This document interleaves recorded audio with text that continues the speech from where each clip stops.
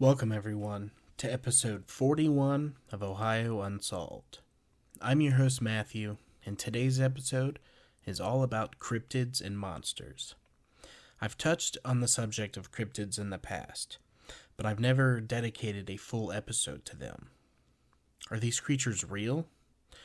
I don't know, but they are interesting as hell to read it and hear about. So let's just get right into the episode. Everyone sit back, make sure to lock your doors and windows, and get ready for Ohio Unsolved.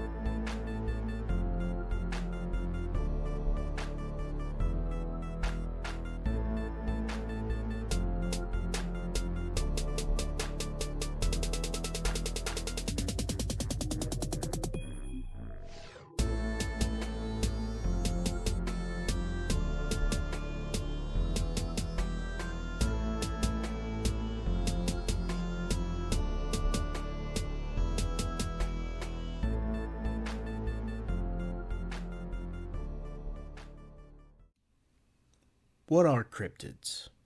They're creatures whose existence have been debated about for hundreds of years. Bigfoot and the Loch Ness Monster are two of probably the most known out in the world today. But there are many more that are not talked about as much, and that's where I come in. Monsters that live under your bed, in your closet and attic. They roam the countryside and mountains. They stalk lonely roads in the middle of nowhere, and they live under bridges. But the place that they call home the most is our imagination. Whether they're real or not, I certainly don't want to encounter one alone in the woods, especially some of the ones I'm going to talk about today. The first one that we're going to talk about is one of Native American folklore. She is simply called the Deer Woman. The Deer Woman appears as an extremely beautiful woman with long black hair, and she is often seen wearing a buckskin dress. She has very beautiful dark eyes that can hypnotize men, and her eyes, mixed with her beauty, are enough to keep them from looking at her feet. If they were able to look down, they would notice that she walks on the hooves of a deer, and she is unable to hide them. In Native American folklore, she would often appear at the celebration of a great victory. She would slip in early to the party, mixing in with the other women dancing near the fire. While dancing, she would look at all the men, trying to pick out the most handsome and athletic of the group. After choosing her victim, she would lure them into the woods with her beauty and mesmerizing eyes. Once they were away from the light of the fire, the Deer Woman would force her victim to the ground and make love to him until the morning. Once the first light of day would appear, she would suddenly jump up and begin to trample the man beneath her strong and sharp hooves. With her powerful legs, she would stomp on his head and throat until she crushed his skull and tore his throat open, spilling his blood on the ground. Aside from her strong powers over men, the Deer Woman can run faster than actual deer, and she can leap over tall walls and fences. Like many other cryptid creatures, she can control the wilderness around her, and control other animals at will. Being part deer, she has a special connection with deer and other herd animals, and she can command large bucks to attack anyone that might cause her harm.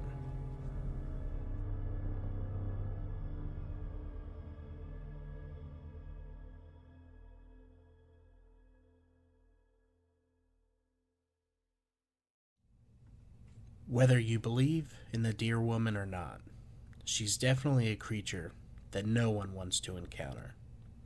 I personally doubt that she's real, but if I am ever alone in the woods, I'm going to be very weary of any beautiful woman trying to lure me in deeper. Now, the next creature is a supposed supernatural being, and especially terrifying, known as the cannibal babe. It can take the form of an infant to attract its victims. From North American folklore, the cannibal babe is supposed to be in Montana, North and South Dakota, and Nebraska. It lays in bushes in the brush, waiting for an unsuspecting victim to approach. Once near, the cannibal babe will start to cry, sounding just like an abandoned baby in the woods. Anyone who goes to investigate will find a naked infant, dirty and scratched and screaming uncontrollably. Only the most cold-hearted person could resist picking up this screaming baby. Once the baby is picked up, it will open its mouth, pleading for a finger to suckle. To avoid the screams of the baby, most adults will offer their finger to try and appease the baby. But this is where they make their mistake. Once the baby wraps its lips around the victim's finger, it begins to literally suck the flesh and muscle straight from the bone. They almost immediately lose whatever finger that they've offered to the baby. Despite their attempt to throw the monster to the ground, the baby keeps sucking the skin and fat and muscle from the arm.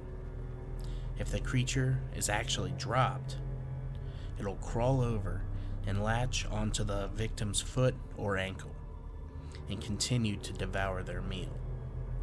Once gone, the infant will fall asleep inside the victim's empty rib cage with blood drooling from their lips. The monster will then drag some of the bones back to the small cave where it makes its home. Because of this, its den can often be recognized by a small pile of bones just outside the entrance.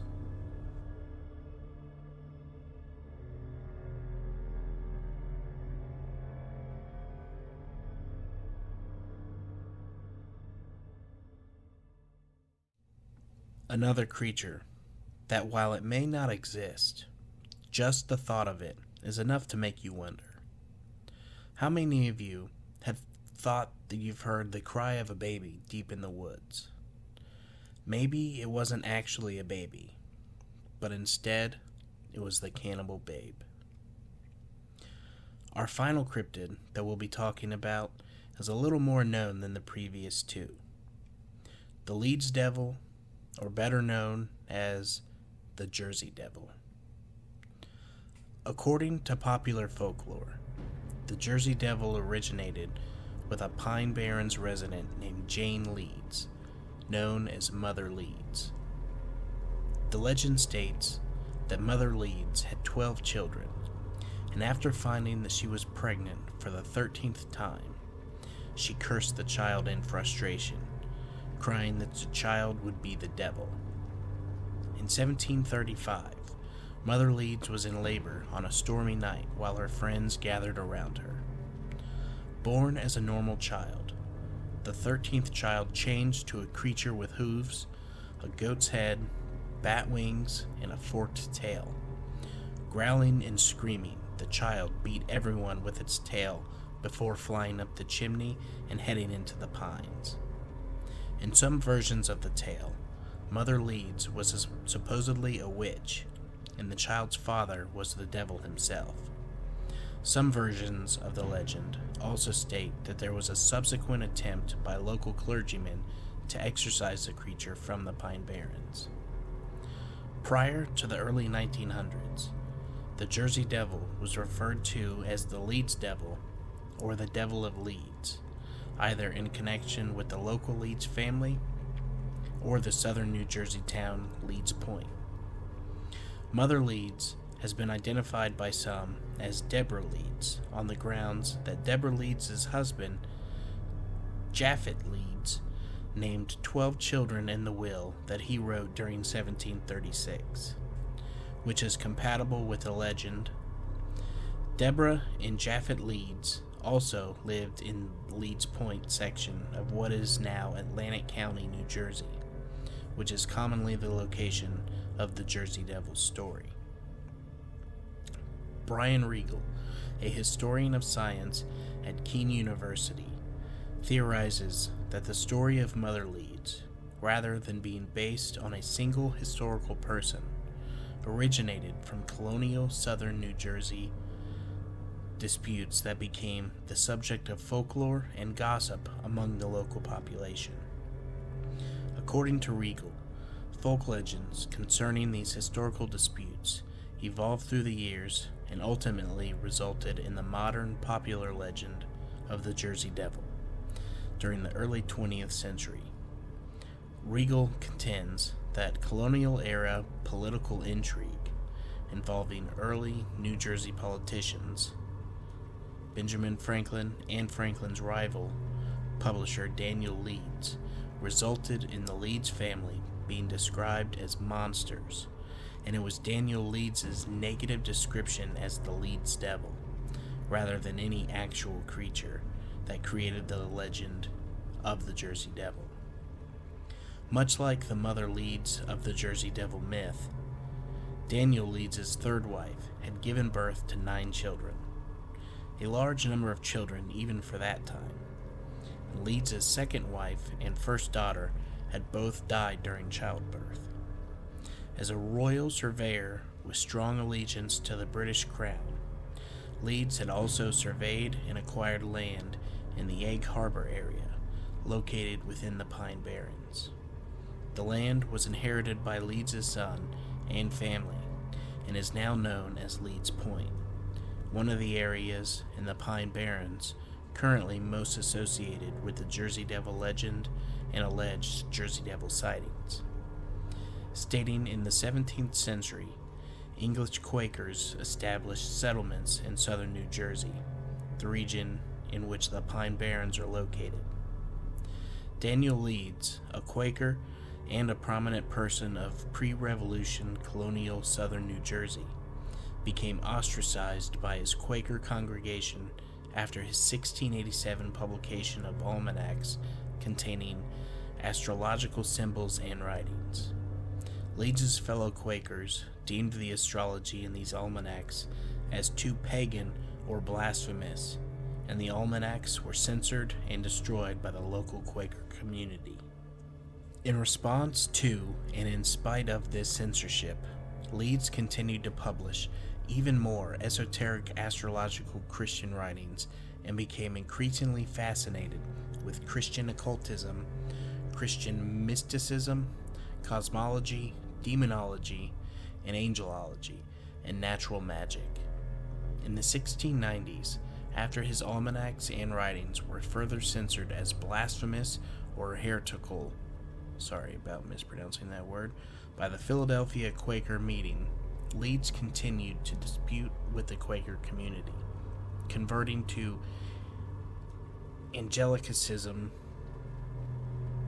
I messed that word up too, and publishing anti-Quaker tract criticizing Quaker theology and accusing Quakers of being anti-monarchists. In the ensuing dispute between Leeds and the southern New Jersey Quakers over Leeds' accusations, Leeds was endorsed by the much maligned British Royal Governor of New Jersey, Lord Cornbury, despised among the Quaker communities. Leeds also worked as a counselor to Lord Cornbury about this time, considering Leeds as a traitor for aiding the crown in rejecting Quaker beliefs. The Quaker Burlington meeting of southern New Jersey subsequently dismissed Leeds as evil. During 1716, Daniel Leeds' son, Titan Leeds, inherited his father's almanac business, which continued to use astrological content and eventually competed with Benjamin Franklin's popular Poor Richard's Almanac. The competition between the two men intensified when, during 1733, Franklin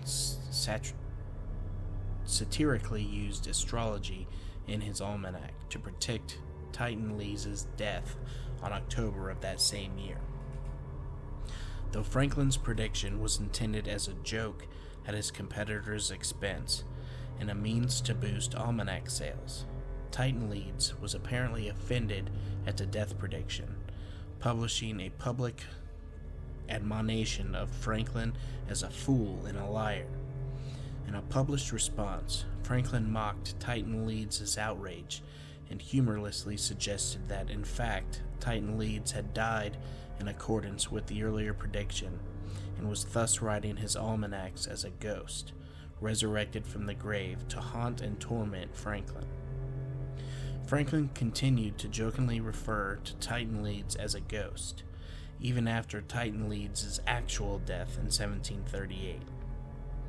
Daniel Leeds' blasphemous and occultist reputation and his pro-monarchy stance in the largely anti-monarchist colonial South of New Jersey, combined with Benjamin Franklin's later continuous depiction of Titan Leeds as a ghost, may have originated or contributed to the local folk legend of a so-called Leeds Devil lurking in the Pine Barrens.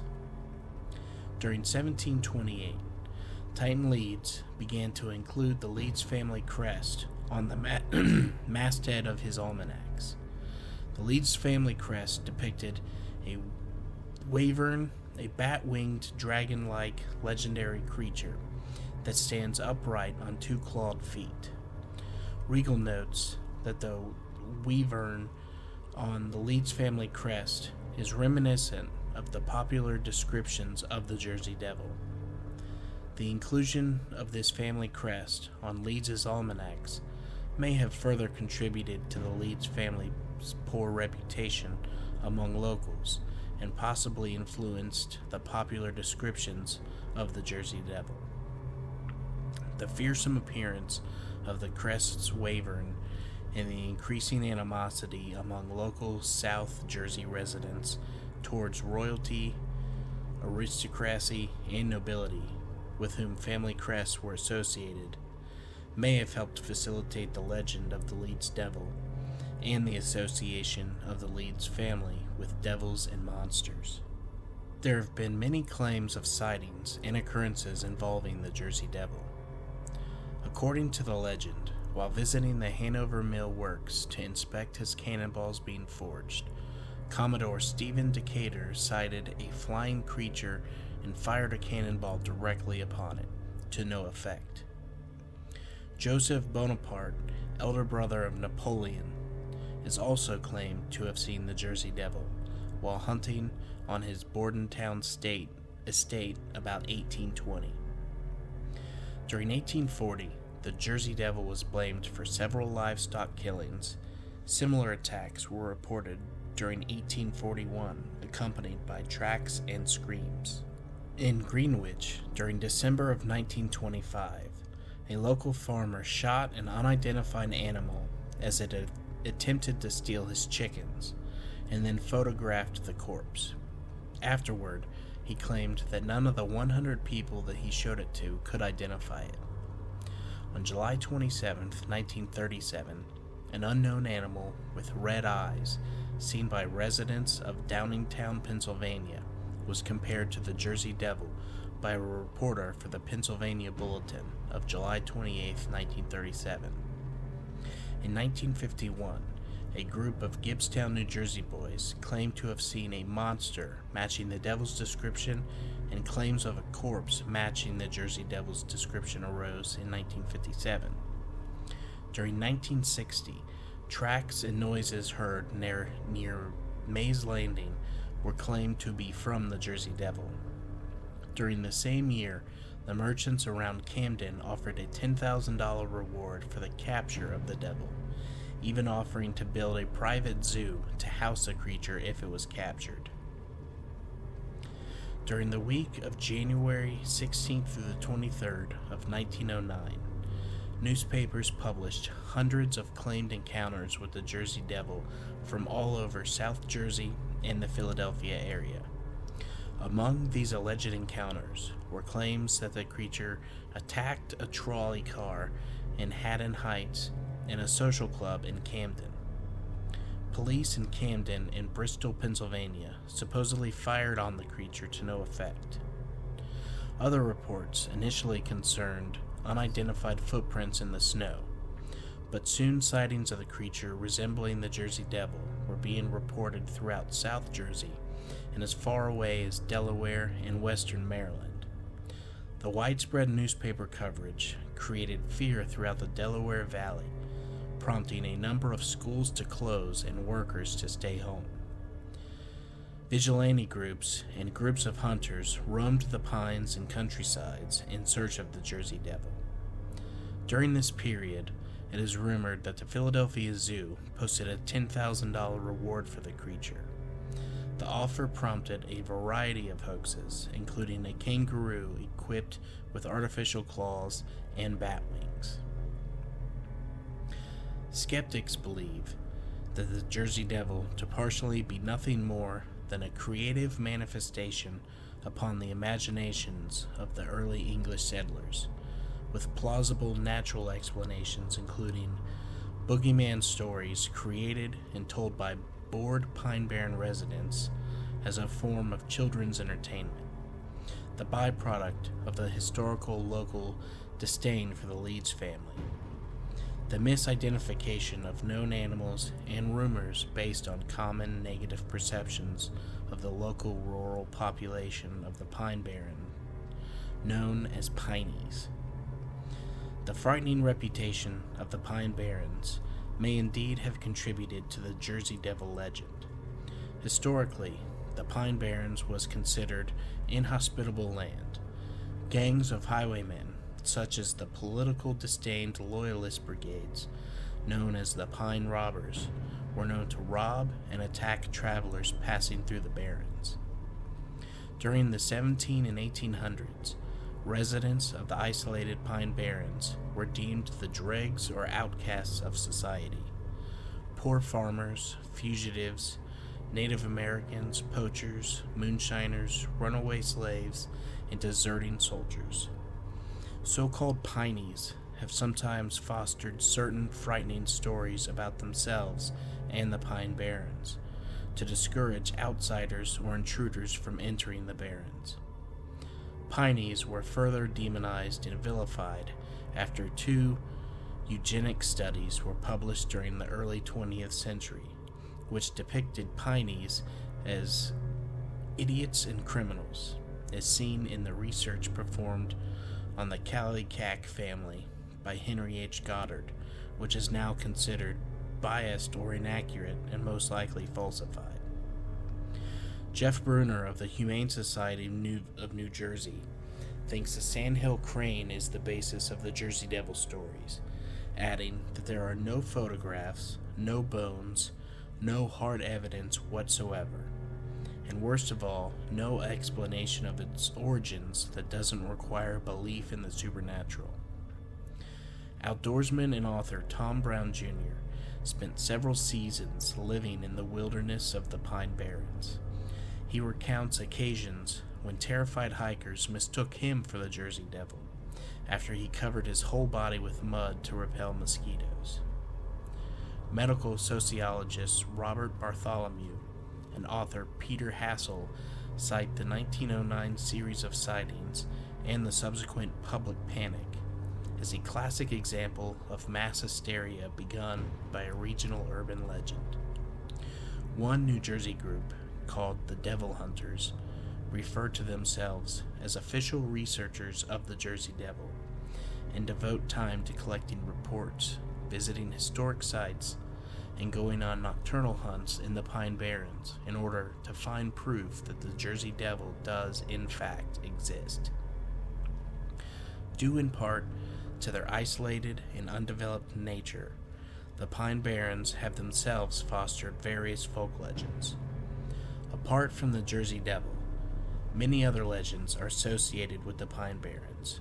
Supernatural creatures and ghosts are said to haunt the pine forests, include the ghost of the pirate Captain Kidd, who supposedly buried treasure in the Pine Barrens and is sometimes allegedly seen in the company of the Jersey Devil.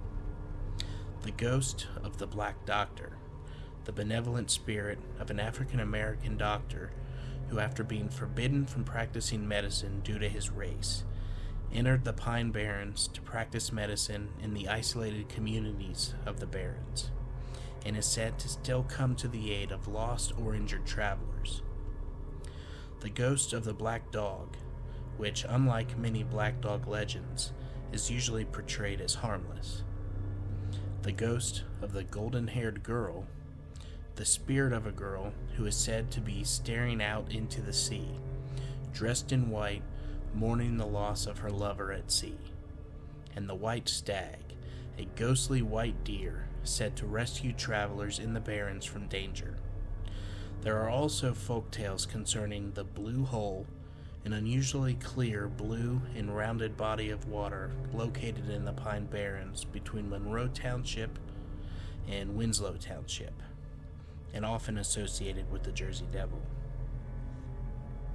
Writing in Jan Harold Brunvan's American Folklore, an encyclopedia, Rutgers professor Angus Cress Gillespie called the Jersey Devil an obscure regional legend, and for most of its existence, and said that after more than 250 years in oral circulation, the legend of the Jersey Devil has many variations. The devil's image used on t-shirts, buttons, and postcards and cocktails named after the drink, as indications that the recent history of the Jersey Devil is more in the realm of popular culture than folklore.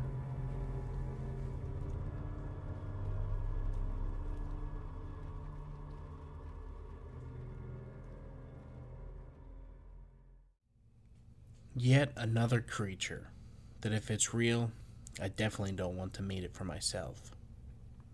Have any of you had an encounter with any cryptid, either mentioned in this episode or not? I would love to hear about it and share it in a future episode. Well, that is going to do it for today. I hope that everyone enjoyed the stories. I know I enjoyed looking them up.